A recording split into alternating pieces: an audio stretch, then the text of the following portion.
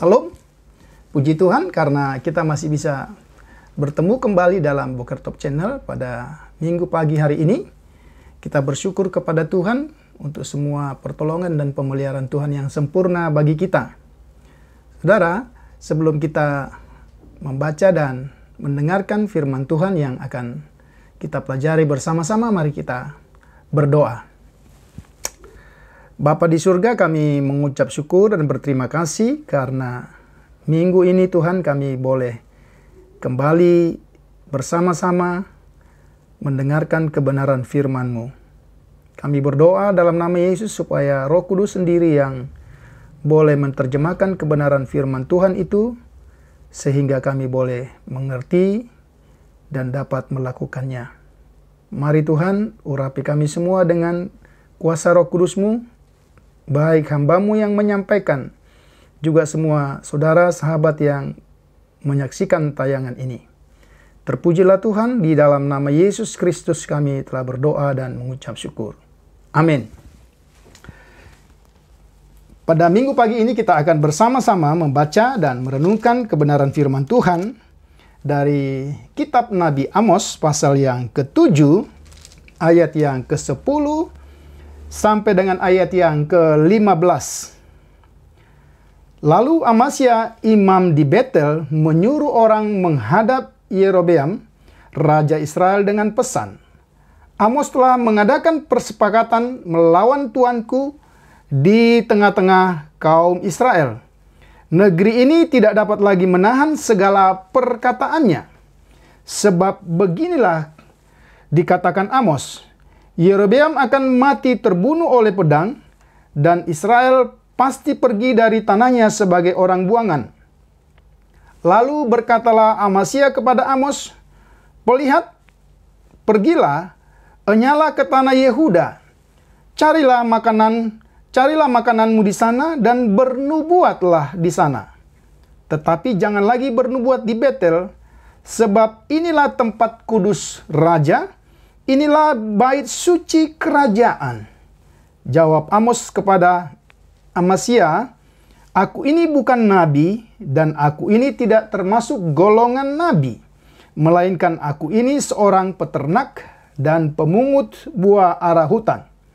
Tetapi Tuhan memanggil aku dari pekerjaan menggiring kambing domba, dan Tuhan berfirman kepadaku, pergilah bernubuat terhadap umatku Israel." Hari ini kita akan bersama-sama merenungkan kebenaran firman Tuhan dari Amos pasal yang ke-7 ayat 10 sampai dengan ke-15 ini dengan tema bersiaplah menanggung konsekuensi dari pemberitaan firman Tuhan. Saudara yang saya kasih dalam Tuhan Yesus Kristus, ketika kita belajar dari kitab Amos, maka kita akan mempelajari seorang nabi atau satu profil nabi yang berasal dari Yehuda, yaitu satu wilayah kerajaan yang bernama kerajaan Yehuda yang terletak di selatan.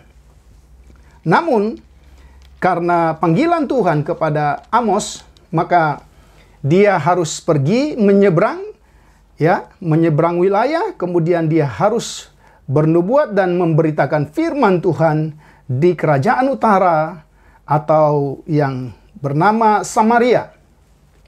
Dan kalau kita memperhatikan latar belakang konteks firman Tuhan ini, sesungguhnya pada saat itu kerajaan utara atau kerajaan Samaria sedang diperintah atau dipimpin oleh seorang yang bernama Yerobeam. Dan kita tahu pada saat itu sungguh dari sisi ekonomi, dari sisi politik, dari sisi masyarakat, sesungguhnya bangsa Israel yang ada di utara sedang mengalami apa yang disebut dengan kemakmuran secara materi. Namun sangat disayangkan, ya, kemajuan atau kemakmuran secara materi ini tidak dibarengi atau tidak diimbangi dengan kemajuan secara rohani. Mengapa? Karena Raja Yerobeam yang waktu itu memerintah sebagai raja di utara, dia juga telah membangun tempat peribadatan di Betel dan di Dan. Ya, itu kita bisa lihat dalam pasal sebelumnya. Dan kalau kita membaca di dalam dua raja-raja pasal yang ke-14 dan seterusnya. Nah, di sini kita mengerti bagaimana kondisi kerohanian yang ada pada waktu itu. Misalnya kalau kita membaca Amos pasal 7 ayat yang ke-9 sebelum pembacaan kita tadi, bukit-bukit pengorbanan daripada Ishak akan dilicintandaskan dan tempat-tempat kudus Israel akan diruntuhkan, dan aku akan bangkit melawan keluarga Yerobeam dengan pedang. Ini menjadi satu indikasi yang kuat, ya, bahwa penyembahan kepada Tuhan tidak lagi sesuai dengan imamat atau firman Tuhan yang telah ditetapkan melalui Musa. Namun Yerobeam sebagai penguasa pada waktu itu telah menetapkan ketetapan-ketetapan berdasarkan keinginan, berdasarkan kekuasaannya sendiri. Ya, termasuk tempat beribadah, termasuk cara-cara beribadah, termasuk imam-imam yang melayani bukan lagi dari suku Lewi, tetapi orang-orang yang dikehendaki oleh Raja Yerobeam sendiri. Sehingga melihat kondisi seperti inilah, maka Tuhan memerintahkan kepada Amos untuk bernubuat kepada raja di utara, yaitu Raja Yerobeam. Nah, kalau kita memperhatikan di dalam pembacaan dari ayat yang ke-10 sampai dengan ayat yang ke-15, maka kita bertemu dengan seorang imam besar yang bernama Amasya. Kita bisa melihat bahwa sebagai imam besar yang melayani di kerajaan utara pada waktu itu, tentu Amasya adalah seorang imam yang bertanggung jawab. Seorang yang dipercaya oleh Yerobeam untuk mengatur segala sesuatu yang berkenaan dengan ibadah pada waktu itu.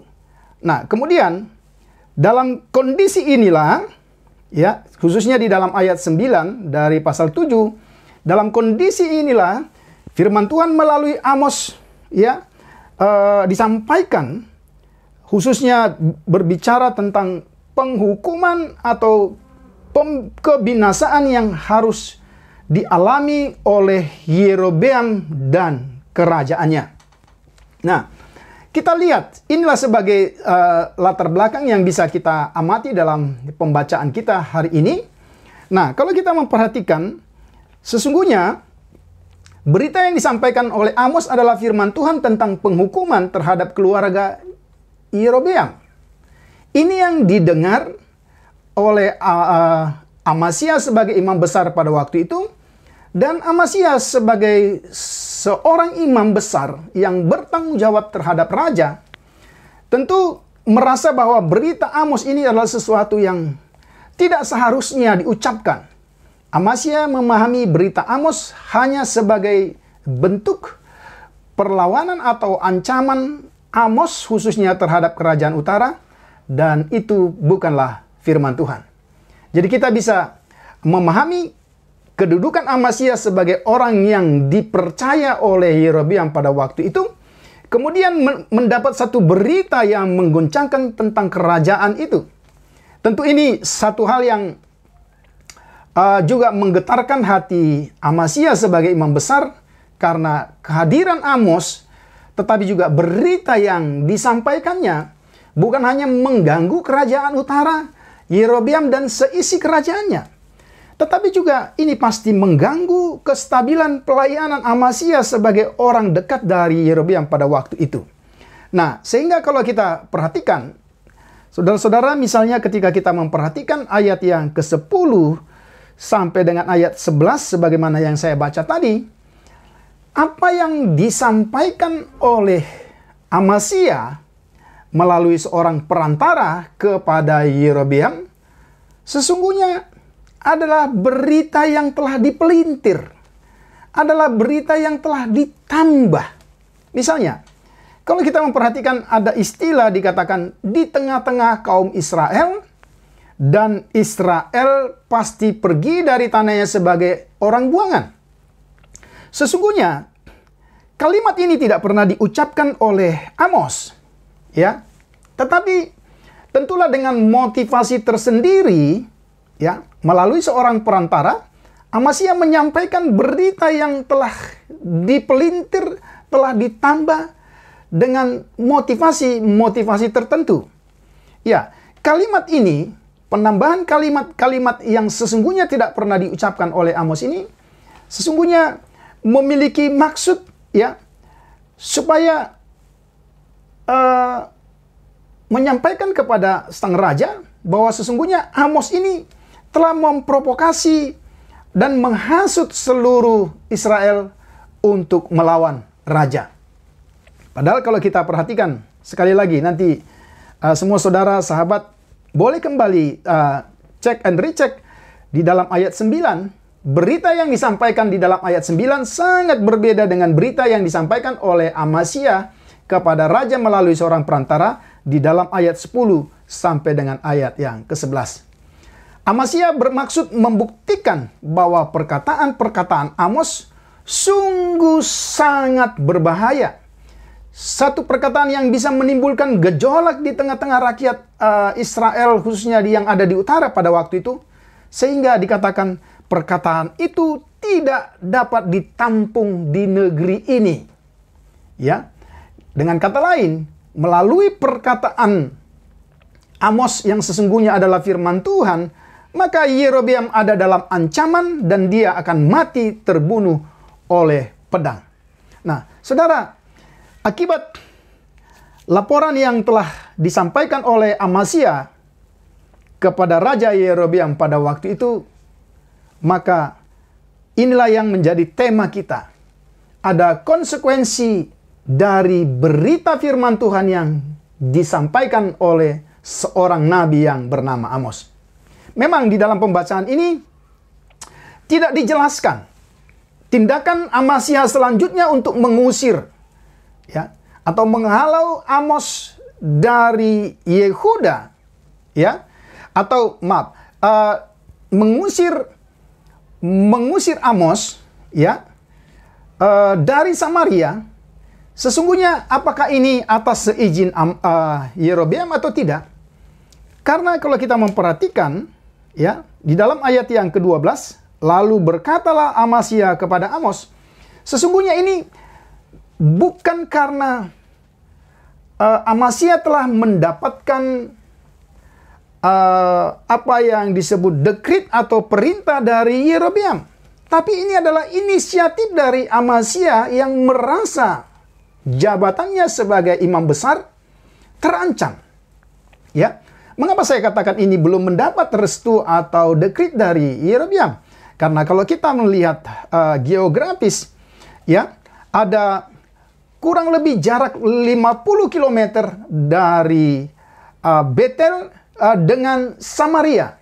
Sehingga tentulah laporan ini masih akan disampaikan kepada Yerobeam, tetapi kita lihat tindakan Amazia sebagai imam di Betel pada waktu itu langsung mengusir Nabi Amos.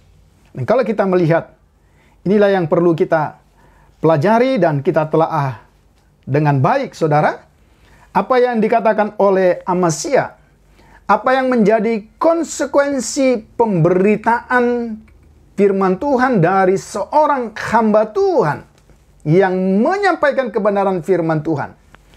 Amasya katakan, "Pelihat, pergilah, nyala ke tanah Yehuda." Perhatikan, kalimat selanjutnya sangat menarik. "Carilah makananmu di sana dan bernubuatlah di sana." Coba saudara perhatikan, ya. Sesungguhnya yang pertama yang coba kita membuat analisa terhadap kalimat Amasya ini. Istilah "pelihat" sesungguhnya adalah istilah yang biasa, istilah yang netral, ya. Istilah yang sesungguhnya juga dikenakan kepada seorang nabi, ya. Karena pelihat itu juga gelar untuk seorang nabi. Tetapi dalam konteks ini, tentulah istilah pelihat yang dimaksudkan Amasya, imam besar itu, kepada Amos adalah kata-kata ejekan, adalah sindiran, adalah sesuatu yang keluar dari mulut seseorang yang hidupnya, popularitasnya mulai terancam karena berita yang benar yang berasal dari Allah. Ya. Sekali lagi, istilah pelihat sesungguhnya adalah istilah yang netral. Tetapi dalam konteks ini, itu adalah satu ejekan, satu cercaan yang keluar dari mulut seorang imam besar yang merasa popularitasnya terganggu dengan kehadiran nabi lain.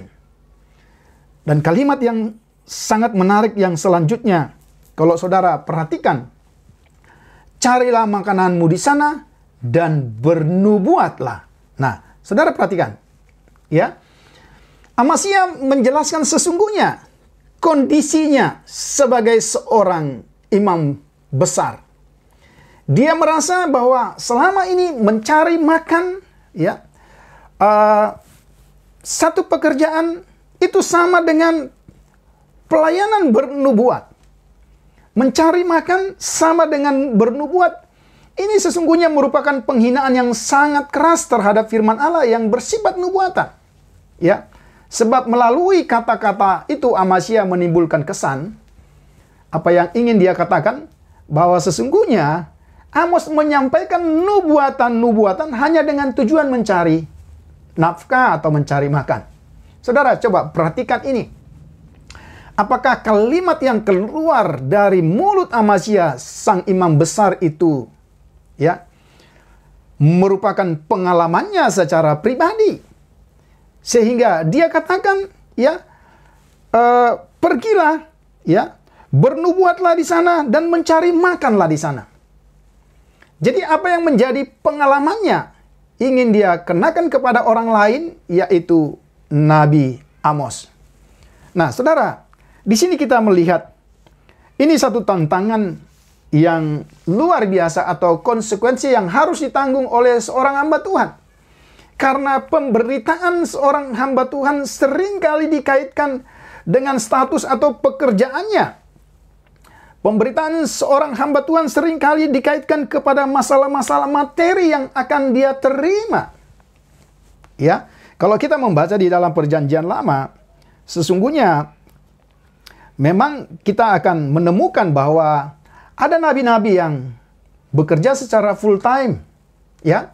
Tetapi juga ada nabi-nabi, termasuk Amos, ya. Ya, misalnya nabi-nabi secara full time itu seperti Samuel, ya, yang harus dipelihara oleh jemaat atau umat Tuhan pada waktu itu. Itu bisa kita lihat di dalam 1 Samuel pasal 9 ayat yang ke-6, 1 Raja-Raja 14 ayat 2. Akan tetapi juga selain ada yang part-timer seperti Amos yang memang bukan nabi dan bukan keturunan dari golongan nabi, ya, tetapi diangkat oleh Tuhan dalam waktu seketika untuk kepentingan Tuhan.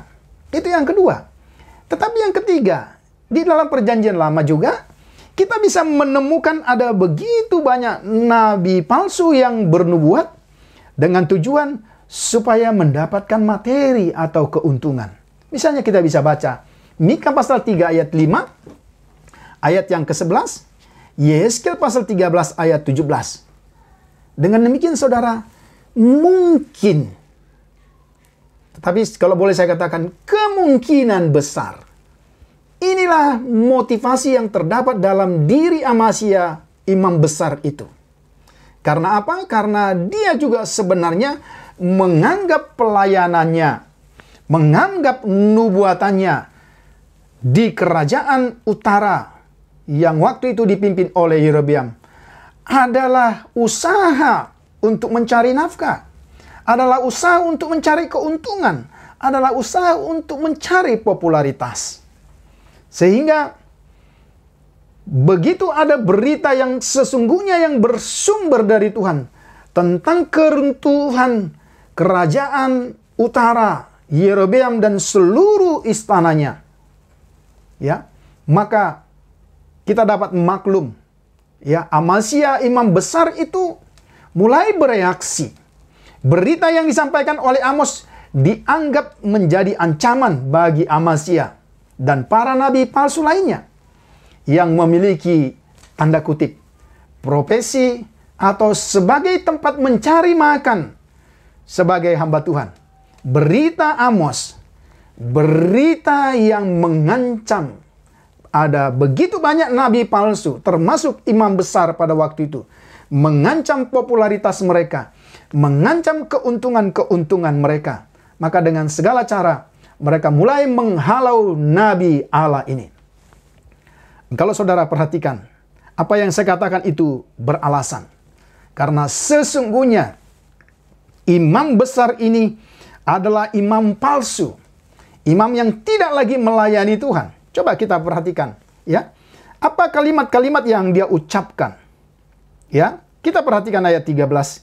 Tetapi jangan lagi bernubuat di Betel, sebab inilah tempat kudus raja. Perhatikan. Dia telah merubah Betel, Bait El, rumah Tuhan, tempat kudus Tuhan, dengan istilah yang baru. Apa yang dikatakan?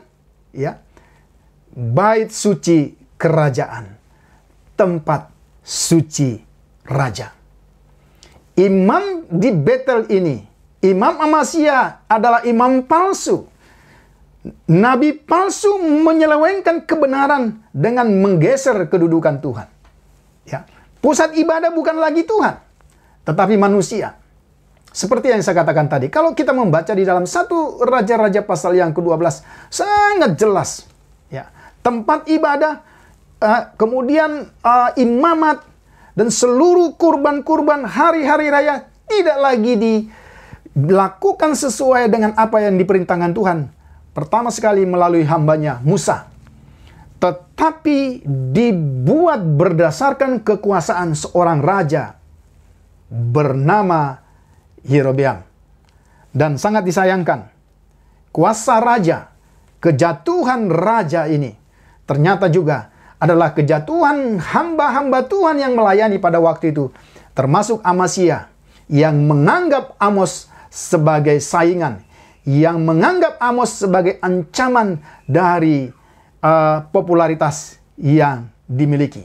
Sekali lagi, saudara, dengan perkataan di dalam ayat yang ke-13 ini sangat jelas. Berita firman Tuhan yang harusnya disampaikan. Tuhan Allah yang kudus yang harus menjadi inti berita bergeser kedudukannya. Karena apa? Karena motivasi, karena popularitas, karena keuntungan seorang hamba Tuhan. Kita lihat di dalam pembacaan ini, ya. Kalau kita memperhatikan apa yang dikatakan oleh Amos. Pertama-tama kita bisa melihat jawaban Amos yang sangat luar biasa. Jawab Amos kepada Amazia, "Aku ini bukan nabi dan aku ini tidak termasuk golongan nabi." Apa yang kita bisa lihat? Ada beberapa pelajaran penting. Ya. Menghadapi tantangan, menghadapi konsekuensi pemberitaan yang mengancam nyawa Amos pada waktu itu. Amos tidak undur, tetapi dia tetap berdiri di dalam kebenaran. Dalam jawaban ini kita bisa melihat Amos sedang menjelaskan identitasnya. Aku ini bukan nabi. Atau dikatakan aku ini bukan salah satu dari nabi yang bernubuat hanya untuk mencari makan. Ya, bukankah itu ya dalih atau perintah yang disampaikan oleh Amazia? Sehingga dia katakan, aku ini bukan salah satu dari nabi-nabi yang bernubuat hanya untuk mencari makan. Wah, ini jawaban Amos ini sangat telak sekali. Ya, tentu jawaban ini sangat tepat. Karena inilah kondisi sesungguhnya dari banyak nabi-nabi pada waktu itu. Atau, maaf, kalau kita katakan, inilah juga mungkin, tanda kutip, kondisi banyak hamba Tuhan dalam segala situasi yang sulit hari-hari ini. Ada akhirnya hamba Tuhan terpancing untuk mencari popularitas. Hamba Tuhan terpancing untuk mencari keuntungan. Hamba Tuhan terpancing untuk kompromi. Ya, kalau kita mendengar istilah ABS, asal Bapa senang, mungkin kita berpikir ini hanya ada dalam konteks politik, ini hanya ada dalam konteks pemerintahan, ini hanya ada dalam konteks hukum.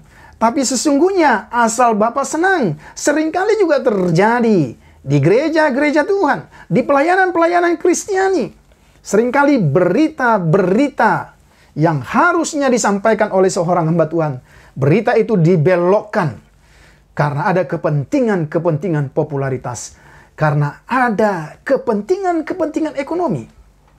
Jawaban yang kedua, Amos katakan, aku tidak termasuk golongan nabi atau anak-anak nabi. Ya.